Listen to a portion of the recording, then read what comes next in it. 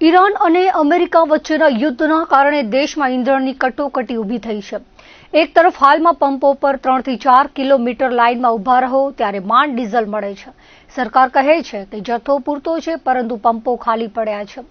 એકબીજા પર જવાબદારીની ફેંકાફેંકી વચ્ચે હાલમાં લોકો પીસાઈ રહ્યા છે। આ વચ્ચે પુરવઠા વિભાગને શરમ નડતા ગત રોજ ખાવડા અને દોરડો વિસ્તારમાં તપાસ કરવામાં આવી હતી, જેમાં દોરડોમાં 26,000 લીટર ડીઝલ કબજે કરાયું હતું।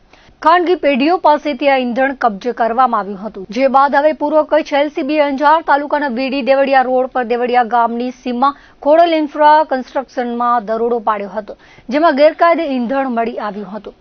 અહીં ડીઝલ પંપની આડમાં શંકાસ્પદ પેટ્રોલિયમ પદાર્થનો જથ્થો રાખવામાં આવ્યો હતો। સ્થળ પરથી 6,40,000નું 8,000 લીટર ઈંધણ કબજે કરવામાં આવ્યું હતું। સરકારની કોઈ પરવાનગી કે એનઓસી, સ્થાનિકે ફાયર સેફટીના કોઈ સાધનો ન રાખી શંકાસ્પદ પેટ્રોલિયમ પદાર્થને ઈંધણ તરીકે વાહનોમાં ભરવા માટે સંગ્રહ કરવામાં આવ્યો હતો। આ સાથે સ્થળ પરથી મૂળ પાલનપુરના પંકજભાઈ રતનસિંહ ડાબીની અટક કરવામાં આવી હતી, જ્યારે સિણાના જયંતિભાઈ લાલજીભાઈ હડિયા હાજર મળી આવ્યા નથી। અંજાર પોલીસે ગુનો દાખલ કરીને તપાસ હાથ ધરી છે। તો આ તરફ ખાવડા અને દોરડો વિસ્તારમાં ડીઝલના ગેરકાયદેસર સંગ્રહ અને વેચાણ થતું હોવાની ફરિયાદો ઉઠી હતી।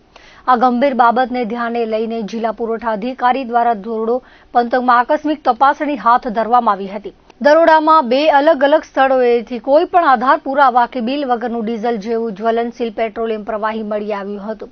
તપાસમાં એક ટેન્કમાંથી 20,000 લીટર અને એક બ્રાઉઝરમાંથી અંદાજે 6,000 લીટર મળી 26,000 લીટરનો જથ્થો પકડી પાડવામાં આવ્યો હતો। સ્થળ પર હાથ ધરાયેલી પ્રાથમિક તપાસમાં ટેન્કનો જથ્થો આરએસ કન્સ્ટ્રક્શનનો અને બ્રાઉઝર હર્ષ અર્થ મૂવર્સનું હોવાનું સામે આવ્યું હતું।